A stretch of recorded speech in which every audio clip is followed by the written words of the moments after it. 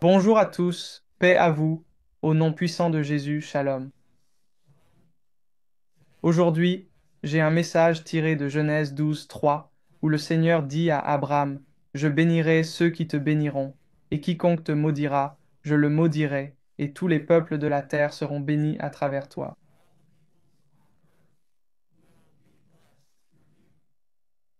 Cette promesse de Dieu est non seulement la pierre angulaire de l'appel d'Abraham, mais c'est une vérité fondamentale de la relation de Dieu avec le peuple juif. En tant que chrétiens, nous reconnaissons l'immense héritage spirituel d'Abraham. Grâce à lui, nous avons été greffés dans une famille riche. Alléluia. Ainsi, Galates 3, 7, 9 dit, Alors, pourquoi devrions-nous, en tant que païens, bénir Israël?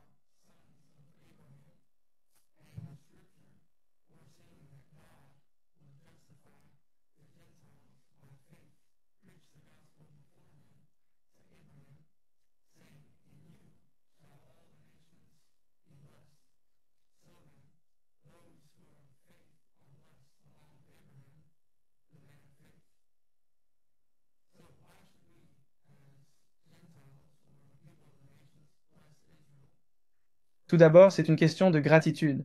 C'est par Israël que sont venues les Écritures, les patriarches, les prophètes et, plus important encore, Yeshua, Jésus, le Messie, le Sauveur du monde. Ainsi, notre foi est fondée sur l'enseignement et la révélation donnée à la nation d'Israël. Bénir Israël, c'est admettre notre héritage spirituel, honorer les racines de notre foi qui viennent de la nation juive. C'est de là qu'est né le christianisme. Donc, deuxièmement, bénir Israël est un mandat divin. Cela nous aligne sur la volonté de Dieu et nous ouvre les portes de ses bénédictions dans nos vies. Donc, l'effet de moissonner et semer est ici.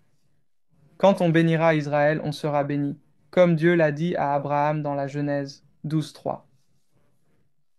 Alors, en ce moment, surtout parce qu'Israël est en guerre, il faut prier pour Israël, prier pour Jérusalem. Dans le psaume 122, 6, il est dit, Ainsi, quand on soutient Israël, on s'aligne avec ce que dit la Bible. Dieu a choisi Israël. Et il est important qu'on apprenne à connaître notre héritage juif, ou je dirais hébraïque.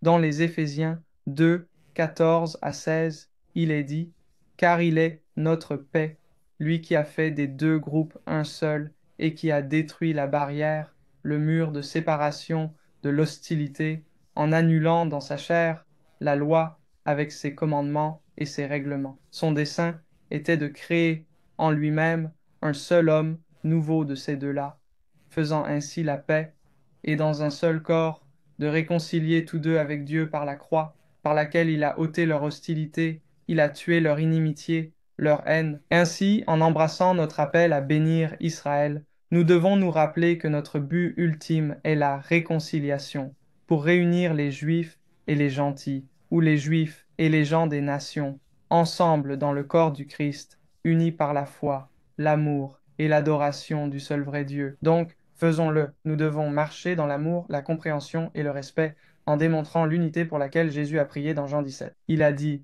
Je prie pour qu'ils soient tous un, comme nous sommes un, comme tu es en moi, Père, et je suis en toi, et puisse-t-il être en nous, afin que le monde croie que tu m'as envoyé. Amen. Alors que ce message résonne, pas seulement aujourd'hui, tous les jours, alors que nous nous souvenons de la promesse éternelle de Dieu à Abraham de bénir ses descendants, et en bénissant Israël et nous, comme dans la foi, nous sommes en Abraham, nous serons bénis. Et le plan de Dieu est que toute la race humaine soit réconciliée avec lui par Jésus.